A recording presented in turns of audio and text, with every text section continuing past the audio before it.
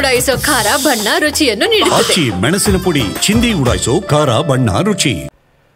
ಇನ್ನು ರಾಜ್ಯ ಬಿಜೆಪಿಯ ಬಗ್ಗೆ ಮಾತಾಡೋಣ. ರಾಜ್ಯ ಬಿಜೆಪಿನಲ್ಲಿ ಏನು ನಡೀತಾ ಇದೆ? ಅಧ್ಯಕ್ಷರ ಬದಲಾವಣೆ ವಿಚಾರಕ್ಕೆ ಸಂಬಂಧಪಟ್ಟಂಗೂ ಕೂಡ ಚರ್ಚೆ ನಡೀತಾ ಇದೆ. ಆದರೆ ಮೇಲಿಂದ ಮೇಲೆ ಮೀಟಿಂಗ್ಗಳು ನಡೀತಾ ಇವೆ. ನಿನ್ನೆ ಅಶ್ವತ್ಥನಾರಾಯಣ ನಿವಾಸದಲ್ಲೂ ಕೂಡ ಸಭೆ ಸೇರಲಾಗಿತ್ತು. RSS ಸೂಚನೆ ಮೇರೆಗೆ ಬಿಜೆಪಿ ನಾಯಕರು ಮೀಟಿಂಗ್ ಮಾಡಿದರಂತೆ ಅನ್ನುವಂಥ ಮಾಹಿತಿ ಕೂಡ ಲಭ್ಯವಾಗಿತ್ತು.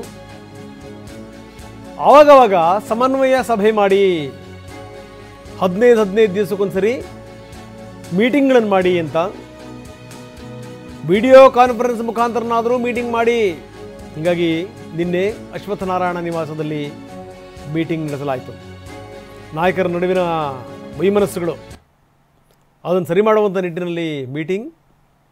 ನಿನ್ನೆ ಮೀಟಿಂಗ್ನಲ್ಲಿ ಬೇರೆ ಬೇರೆ ನಾಯಕರುಗಳು ಪಾಲ್ಗೊಂಡಿದ್ದರು. ಅರವಿಂದ್ ಲಿಂಬಾವಳಿ ಕೂಡ ಇದ್ದರು. ಪ್ರಹ್ಲಾದ್ ಜೋಶಿ ಇದಕ್ಕೆ ಸಂಬಂಧಪಟ್ಟಂಗೆ ಒಂದಷ್ಟು ಇನಿಷಿಯೇಟಿವ್ ತಗೊಂಡಿದ್ದಾರೆ.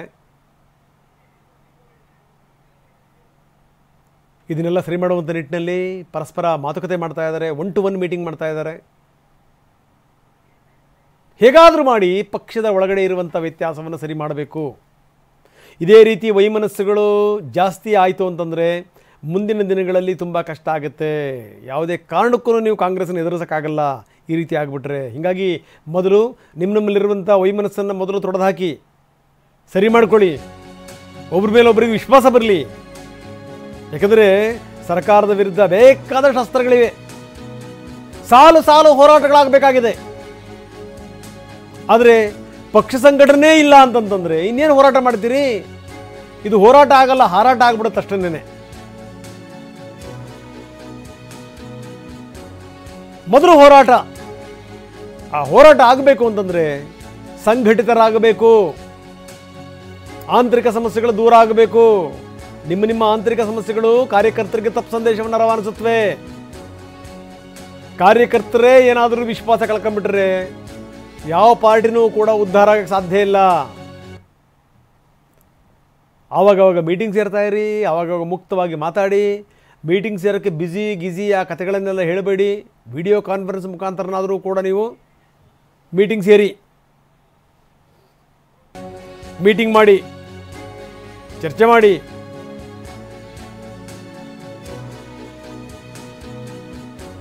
ಮೀಟಿಂಗಿಗೆ ಲಿಂಬಾವಳಿ ಗೈರಾಗಿದ್ದರು ಅನ್ನುವಂಥ ಕಾರಣ 2 ಕಾರಣಗಳಿಂದ ನಿನ್ನೆ ಮೀಟಿಂಗ್ ಮಹತ್ವ ಪಡೆದಿತ್ತು. ಹಿಂದಿನ ಮೀಟಿಂಗಲ್ಲಿ ಅರವಿಂದ್ ಲಿಂಬಾವಳಿ ಪಾಲ್ಗೊಂಡಿರಲಿಲ್ಲ, ಯಾಕಂದರೆ ಅವ್ರಿಗೆ ಆಹ್ವಾನ ಇರಲಿಲ್ಲವಂತೆ. ಆದರೆ ಈಗಿನ ಮೀಟಿಂಗಲ್ಲಿ ಅರವಿಂದ್ ಲಿಂಬಾವಳಿ ಕೂಡ ಪಾಲ್ಗೊಂಡಿದ್ದರು. ನಿಮಗೆ ಗೊತ್ತಿದೆ, ಅರವಿಂದ್ ಲಿಂಬಾವಳಿ, ಕುಮಾರ್ ಬಂಗಾರಪ್ಪ, ಸಿದ್ದೇಶ್, ಹರೀಶ್ ಇವ್ರದ್ದೆಲ್ಲದೂ ಕೂಡ ಒಂದು ಟೀಮ್.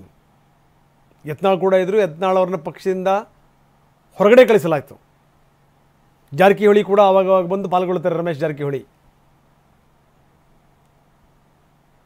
ಅರವಿಂದ್ ಲಿಂಬಾವಳಿ ಅವರು ಕೂಡ ಪ್ರತಿ ಸಭೆಯಲ್ಲೂ ಕೂಡ ಇರ್ತಾರೆ. ಕಳೆದ 2 ಸಭೆಗಳಲ್ಲಿ ಅವರು ಇರಲಿಲ್ಲ, ಯಾಕೆಂದರೆ ಅವ್ರಿಗೆ ಆಹ್ವಾನ ಇರಲಿಲ್ಲವಂತೆ. ಆದರೆ ಈಗ ಸ್ಥಿತಿಗತಿಗಳು ಬದಲಾಗಿದೆ. ಯಾಕಂದರೆ ನಾನು ಯಾವಾಗಲೂ ಹೇಳ್ತಾ ಇರ್ತೀನಿ, ಕೇಂದ್ರದ ನಾಯಕರಿಗೆ ಜೊತೆಗೆ ನೇರವಾದಂಥ ಸಂಪರ್ಕ ಅಂತಂತಂದರೆ ಅದು ಅರವಿಂದ್ ಲಿಂಬಾವಳಿ ಅವ್ರದ್ದು. ಮೊದಲಿಂದಲೂ ಕೂಡ ಅವರ ಮೇಲೆ ಏನೇನೋ ಆರೋಪಗಳು ಬಂದು ಹೀಗಾಗಿ ಅವರು ಸ್ವಲ್ಪ ಪಕ್ಕಕ್ಕೆ ಸರಿದ್ರು. ಇಲ್ಲ ಅಂದಿದ್ರೆ ಅರವಿಂದ್ ಲಿಂಬಾವಳಿ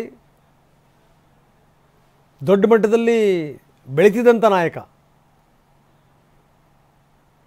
ಆರೋಪಗಳು ಬಂದ ಹಿನ್ನೆಲೆಯಲ್ಲಿ ಅವರು ಸ್ವಲ್ಪ ಮೊಸಕಾಯಿತು ಅವ್ರ ಭವಿಷ್ಯ. ಕಳೆದ ಬಾರಿ ಅವ್ರಿಗೆ ಟಿಕೆಟು ಸಿಕ್ಕಿರಲಿಲ್ಲ, ಅವ್ರ ಹೆಂಡತಿಗೆ ಟಿಕೆಟ್ ಸಿಕ್ತು.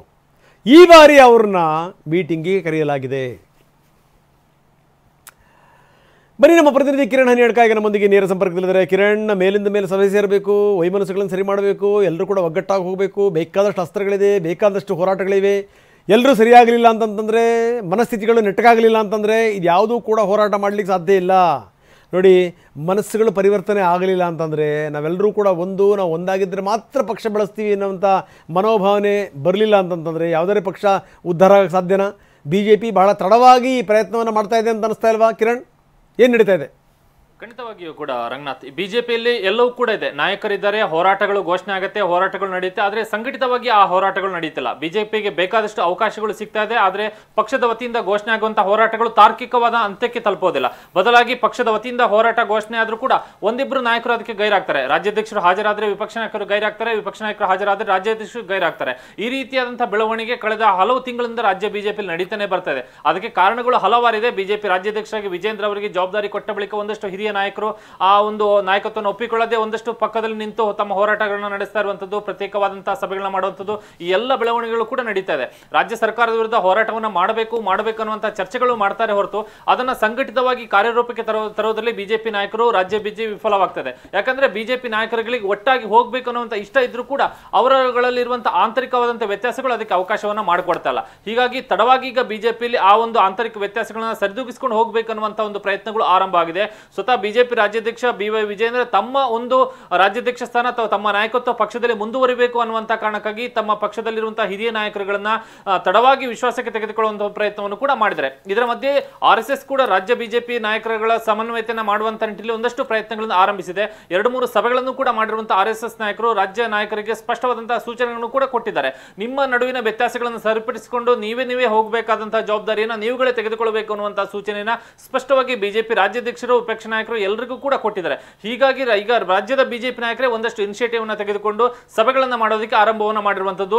ಸದ್ಯಕ್ಕೆ ರಾಜ್ಯ ಬಿಜೆಪಿಯಲ್ಲಿ ಹಿರಿಯ ನಾಯಕರಾಗಿರುವಂತಹ ಕೇಂದ್ರ ಸಚಿವ ಪ್ರಹ್ಲಾದ್ ಜೋಶಿ ಅವರಿಗೆ ಒಂದಷ್ಟು ಜವಾಬ್ದಾರಿಯನ್ನ ಕೊಡಲಾಗಿದೆ. ಜೋಶಿ ಅವರು ಕೂಡ ಸ್ವತಃ ಒಂದಷ್ಟು ಜವಾಬ್ದಾರಿಯನ್ನು ವಹಿಸಿಕೊಂಡಿದ್ದಾರೆ. ಅಂದ್ರೆ ವ್ಯತ್ಯಾಸಗಳನ್ನು ಹೊಂದಿರುವಂತಹ ನಾಯಕರುಗಳನ್ನ ಒಂದೆಡೆ ಕೂರಿಸಿ ಅವರ ಮಧ್ಯೆ ಇರುವಂತಹ ವ್ಯತ್ಯಾಸಗಳನ್ನು ಸರಿಪಡಿಸಿ ಒಟ್ಟಾಗಿ ಹೋಗುವಂತಹ ನಿಟ್ಟಿನಲ್ಲಿ ಕೆಲವೊಂದಷ್ಟು ಪ್ರಯತ್ನಗಳನ್ನ ಆರಂಭ ಮಾಡುವಂತ ನಿಟ್ಟಿನಲ್ಲಿ ಸಭೆಗಳನ್ನ ಮಾಡ್ತಾ ಇದ್ದಾರೆ. ಕಳೆದ ಬಾರಿ RSS ಕಚೇರಿ ನಡೆದಂತಹ ಸಭೆ ಇದೆ, ಮತ್ತೆ ನಿನ್ನೆ ಅಶ್ವತ್ಥನಾರಾಯಣ ನಿವಾಸದಲ್ಲಿ ನಡೆದಂತಹ ಸಭೆ ಎರಡೂ ಕೂಡ ರಾಜ್ಯ ಬಿಜೆಪಿಯನ್ನು ಒಟ್ಟಾಗಿ ತೆಗೆದುಕೊಂಡು ಹೋಗುವಂತ ನಿಟ್ಟಿನಲ್ಲಿ ಆರಂಭವಾಗಿರುವಂತಹ ಪ್ರಯತ್ನ. ಎಸ್, ಧನ್ಯವಾದ ತಮ್ಮೆಲ್ಲ ಮಾಹಿತಿಗೆ. ನೋಡಿ, ಮನಸ್ಥಿತಿ ಸರಿ ಹೋಗಲಿಲ್ಲ ಅಂದರೆ ಪರಿಸ್ಥಿತಿ ಸರಿ ಹೋಗಲಿಕ್ಕೆ ಸಾಧ್ಯವೇ ಇಲ್ಲ. ನಾವೆಲ್ಲರೂ ಕೂಡ ಒಂದು ಅನ್ನುವಂಥ ಮನೋಭಾವನೆ ಬರಲಿಲ್ಲ ಅಂದರೆ ಬರೀ ಪಕ್ಷಗಳಿಗೆ ಮಾತ್ರ ಅನ್ವಯ ಆಗುತ್ತೆ ಅಂದ್ಕೋಬೇಡಿ. ನಮ್ಮ ಮನೆಗಳಿಗೆ ನಾವು ಎಲ್ಲೆಲ್ಲಿ ಕೆಲಸ ಮಾಡ್ತೀವಲ್ಲ ಎಲ್ಲ ಕಡೆಗೂ ಕೂಡ ಇದು ಅನ್ವಯ ಆಗುವಂಥ ಸಂಗತಿ. BJP ಬಹಳ ತಡವಾಗಿ ಈ ಪ್ರಯತ್ನವನ್ನು ಈಗ ಶುರು ಮಾಡಿದೆ. Back to back meetings.